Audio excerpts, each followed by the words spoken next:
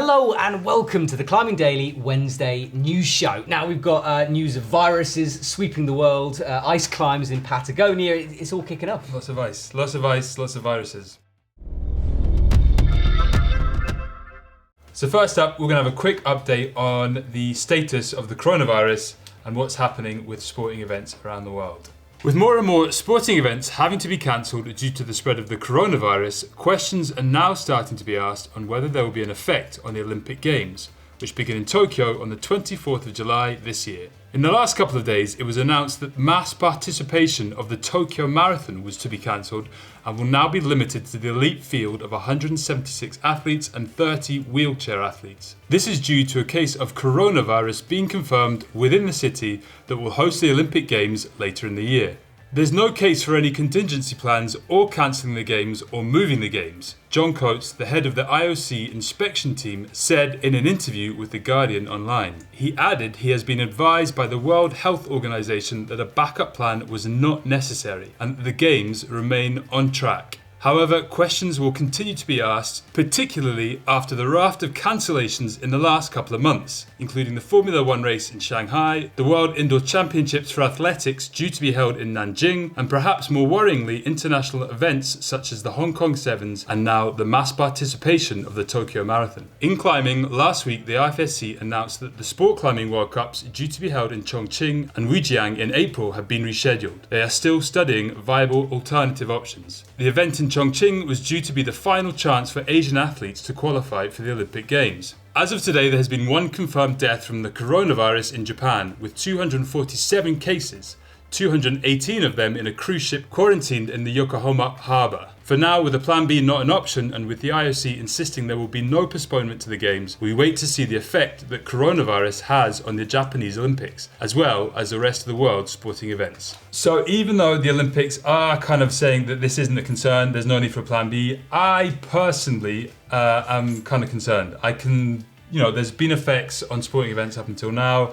I can see it having an effect. It's only 4 or 5 months away.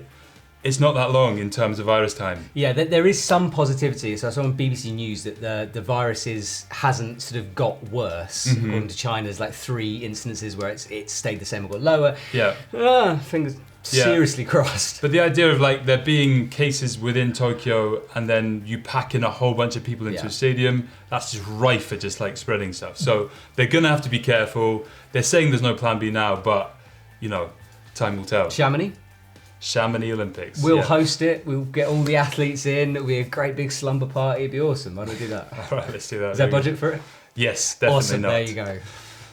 Now, last week we were chatting about Patagonia weather windows, how terrible they are, but some stuff is getting done and something rather special has been climbed. Brett Harrington, Quentin Roberts and Horatio Gratin have put up a new route on the east face of Torrevieja in Patagonia. The route was first spotted by the late Marc-André Leclerc, who shared the idea with his partner Brett. Quentin and Brett first tried the route in 2019, establishing 13 pitches, but they were forced to retreat. This time, the team spent 5 days on the route, encountering cold and icy conditions. They had to wait for the sun to melt off the snow and ice so they could more easily climb the steep, rocky sections above them. They topped out following a tunnel through to the summit mushroom and rappelled through the night after their summit push to reach safety. So when I was looking at this story, couldn't find a route name at the moment, so presumably they're going to call it something. It looks steep, it looks full on, and nice one, guys, for sort of squeezing it into those weather windows that they're having at the moment. Big time. Next up, we've got some more ice climbing action from Canada. British climber Tim Emmett and Slovenian Klemen Premel have made the first ascent of the ice climb Mission to Mars in Helmkin Falls, Canada, giving it a grade of water ice 13. This is an extension to Nadura Dura, a line they recently put up and is deemed a whole grade harder than Interstellar Spice, which the pair put up back in 2016. The route is 40 metres and climbs through the steepest part of the cave. Helmkin Falls is a hugely overhanging cave with an incredible waterfall, giving the ice a unique shape and an ability to be climbed. This is the first ice climb to have a grade suggested water ice 13.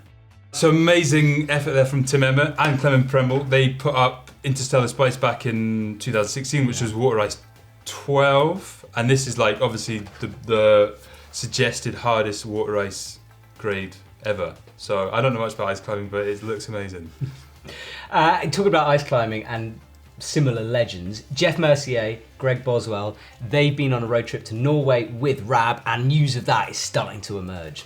The north of Norway has some serious untapped potential for new routes in a stunning landscape. Jeff and Greg are both known for being extremely motivated, and they made the most of a 2-week trip, repeating and establishing new lines. They started off with a climb they've called Terrible Twos, graded 9/10, with hard, bold climbing throughout. They continued with their spree, putting up Le Tournée de Poltron, a water ice 5+. A climb with a big roof and poor gear became Taking It Home, 10/9, water ice 6. And a mixed climb in Tennevoll they called Nevada, M5, water ice 4. Finally, they tried a local project that Jeff led off on and again went through huge roofs. This was The Right of God, 9/9, water ice 5. There's a note on the rope. Lots of numbers going on there, but just trust me that those grades are hard. They're right at the sort of like cutting edge of climbing, and because so many of those routes were new lines, all protected on trad gear, certainly the ones they were putting up, it's a real achievement. And they say there's tons more to come from that place, so exciting times. Very cool. Next up, we've got some news of a very young Frenchman.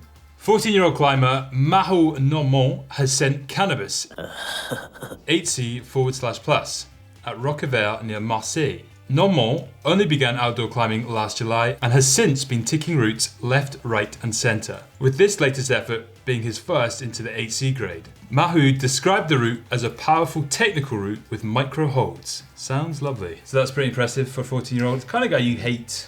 We keep going back to this, but you don't like the young guys. Yeah, I just want to say, right, I don't hate that's kind of young climbers. I don't like the fact that they're a lot better than me and they've had to try less hard. So you like anyone that's better than you? You don't like anyone that's better than you? That's not true. I just want people to struggle the same way I struggle.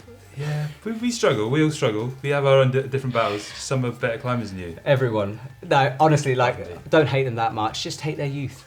Perhaps. Okay, all right. Maybe it's that. Let's move on. Yeah. Don't hate the player, hate the game. Joshua Tree. Let's move on to Joshua Tree. Sport climbing, now some trad climbing news. Brittany Goris has made the first female ascent of Stingray, a 513D finger crack in Joshua Tree. Considered to be one of the hardest crack climbs in the world and first climbed by Japan's Hidaka Suzuki in 1988, it took Sonny Trotter 22 years to get the second repeat. After almost 50 attempts, Brittany sent the line on the 7th of February, having placed all the gear on lead. This is very exciting for two reasons. One being the counters that we've got down here.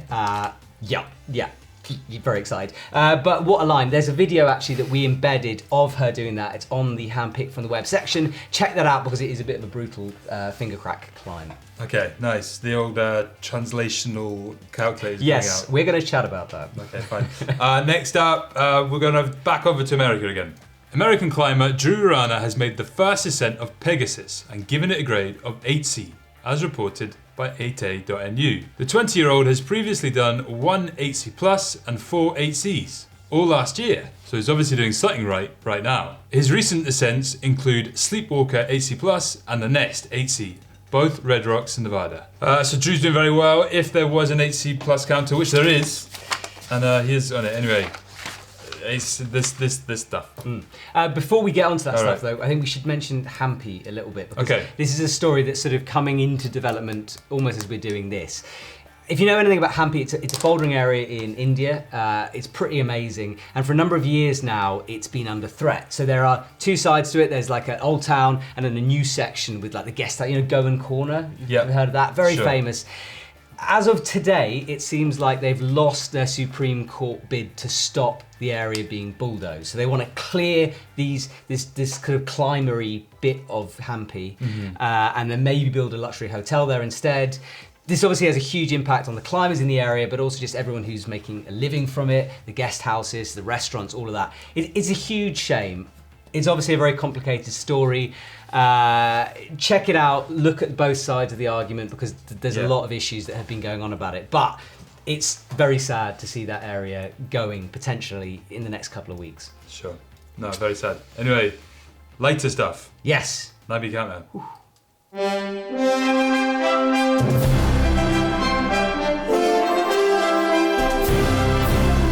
Okay, so you're very excited. I'm very excited because the Take it away. E10 Counter, we rejected, it didn't see the light of day, and we brought it back a couple of weeks ago and we got our first one. So Brittany Goris, the lady who did the first female ascent of the finger crack, it's graded 513D. You can see the grade comparisons. It's tricky, but we definitely reckon it hits into that E10 category. She placed all the gear on lead. Okay. It's an E10. It's an E10 in any numbers, so I'm sticking it in. Brittany, congratulations, you are the first person on the E10 Counter ever. You get 1 point. 1 point? We haven't actually worked out the score. Is it 1 point? Yeah, right. Well, I mean, like E11, is it E10 or E11? Yeah, so 1 point for E10, 2 points for E11. Let's go. Simple. Yeah, we can keep it like that. Are we sure that it's... It's definitely an E10. Feel free to comment below and let me know. It's an E10. Obviously, it's hard because E10, if you don't know, E10 is an English grade, 513D is an American grade. It can be tricky to compare the two, but this is in. It's in. Look, I've already written it. It's done. Well, I've got it here, it says E9. Well, you've got the wrong chart going on there. What chart have you got? Rock Facts chart. And that says E10. That's implying it's E10. There's big grade. Okay, so everything overlaps a little bit, right? Yeah, I understand that. But this is why it's a discussion. Are you surely. being devil's but you've advocate? already like put it. I want it in. on there. Okay, fine. I tell you what. If the people reckon it's not E10, which it is E10, then I will scribble it off. Well, let's say, okay, the decision is E10. Yeah. But then if people kick up enough fuss, or if I kick up enough fuss, Right. then we can reassess. Do you want it off the counter? I would have liked to have a discussion before you wrote it in indelible ink. It's strong E10. It's definitely an E10. You said it was going to be a discussion. You didn't even discuss it with me. Okay, before you fine, wrote it. fine. This piece of paper there's not a lot on it. If you agree with Hugo and it's not an E10, I didn't say it was your an stance? E10. I just didn't even get a say. I didn't even get a say. I had to look up the grade as you wrote it and said it and declared Me it. and Teresa spent a long time yesterday debating. Trying to find the E10 counter. Trying to prove that it's an E10. Yeah. And we reckon that it was fairly solid. Okay, fine. All right. In that case, have you done your research? Of course we've done our research.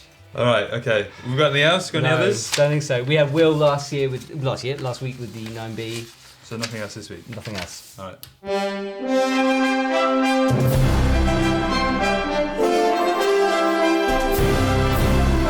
So contentious, very contentious. Yeah, it's exciting. I mean, this is new counter, new times. So You didn't tell me that you'd done a whole day's worth of research. Well, I on say this. a day. We had a little look. You had a little look. Yeah, we had a little What, look. the set just a different counter? Well, when it first came out, we were like, oh, this could be first E10. So obviously, and then we stuck it up on Facebook and all the rest. So I'm thinking it is. So you've very much declared it. It's definitely E10. It's going to have to be, otherwise we might look pretty stupid. I will look stupid. It's all right. You'll be fine. Okay, so for media, for this week we've got a new series.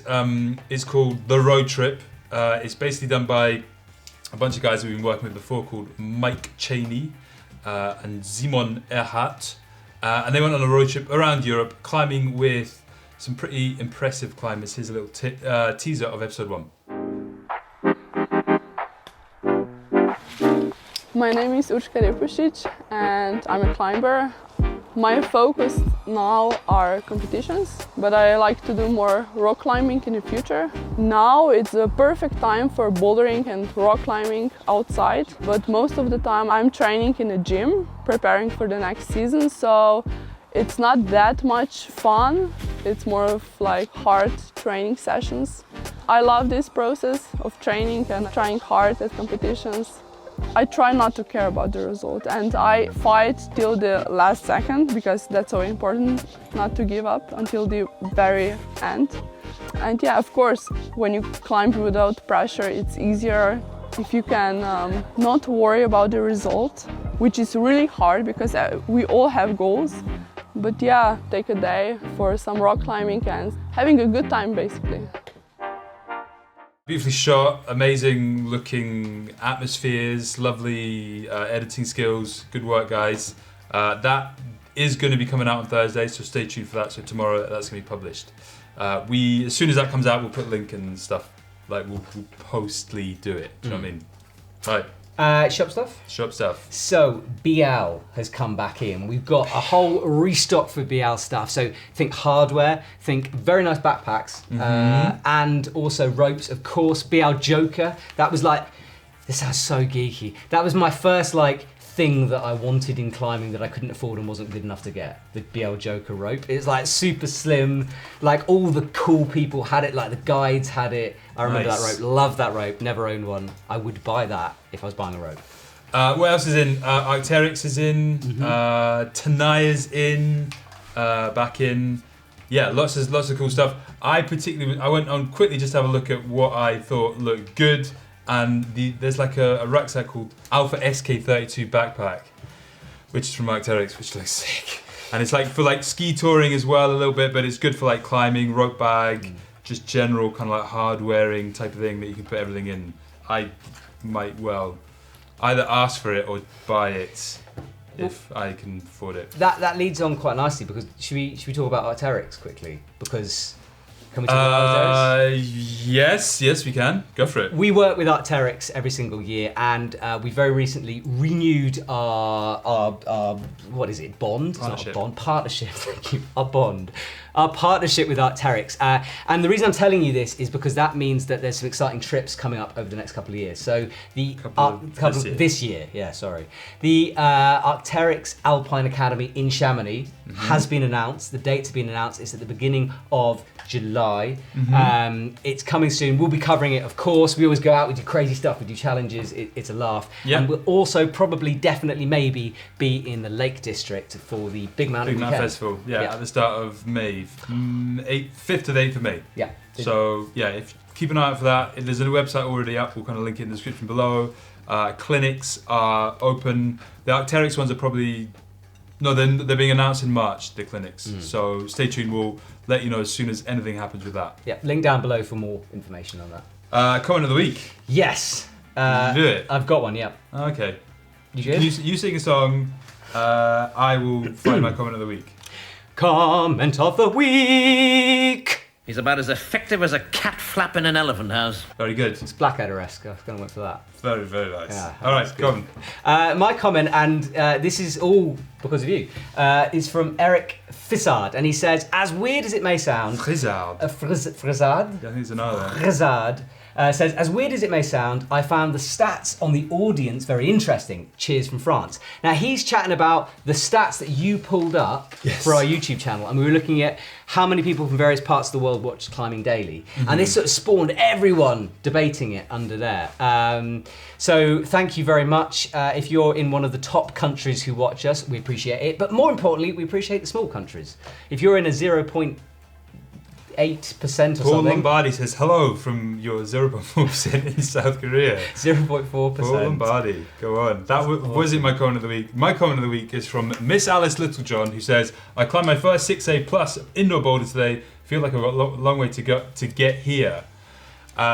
Which I think is good. I like to, celebrate and congratulate all grades. I don't really care about grades, but I like it when people start breaking their barriers. So good work, Alice. We salute you. Finally, talking about breaking barriers, just want to tease it up. Myself and Hugo, we're in Arcos this week. You know what that means. We did it last year. We had a series. Hugo's going to be climbing. I'm going to be climbing, but mainly Hugo's going to be climbing. Super excited by this. We're here on Thursday. It's going to be a 3-parter, probably maybe a 4-parter. Who knows? You guys asked for it, and it's coming. You guys incessantly asked for it until we couldn't ignore it anymore. We tried to for as long as we could. But we will be back climbing, and you will see me climbing on some juggy routes. Oh, I'm excited. I'm going to really start hurting this part of my fingers. This part is going to be fine. This part, bad. I'm going to get some blisters. Stay tuned next week for that coming up, and thank you for watching. Yeah, thanks very much for watching. Check out the rest of the week of Climbing Daily. Lots of cool stuff. We're not going to tease it, but whatever. Check it out. It's good. And also subscribe, because we want to get to 200,000 before anyone else does. How close are we? 191,000. 9,000 more. That's pretty good. Bye. See ya.